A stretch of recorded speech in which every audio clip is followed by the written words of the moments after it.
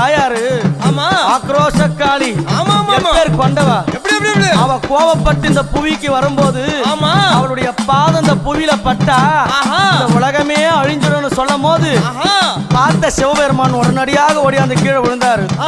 அவளுடைய திருமேனியான பாதம் சிவனுடைய மேல படணும். அவன் கோபம் தெளினு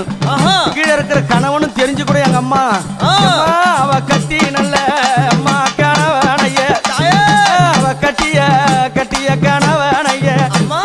அவ காலால காலால மேதித்தவளா அவ கட்டிய